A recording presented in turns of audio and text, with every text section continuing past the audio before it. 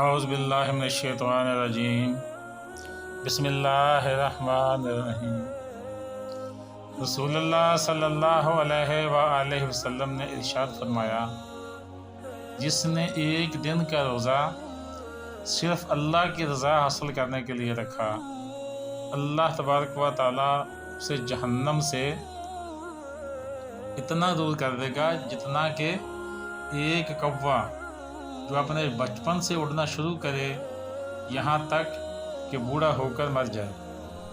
ایک اور حدیث میں حضور نبی کریم صلی اللہ علیہ وآلہ وسلم نے ارشاد فرمایا، بے شک جنت میں ایک دروازہ ہے جس کو ریان کہا جاتا ہے، اس سے قیامت کے دن صرف روزہ دار داخل ہوں گے، ان کے علاوہ کوئی اور داخل نہ ہوگا۔ کہا جائے گا، روزے دار کہاں ہیں؟ بس یہ لوگ کھڑے ہو جائیں گے۔ جب یہ لوگ جنت میں داخل ہو جائیں گے تو دروازہ بند کر دیا جائے گا، روزہ دار کے علاوہ کوئی اور اس دروازے میں داخل نہیں ہوگا۔ اللہ تعالیٰ سے دعا ہے کہ اللہ پاک ہمیں سچے دل سے روزے رکھنے کی توفیق عطا فرمائے، آمین۔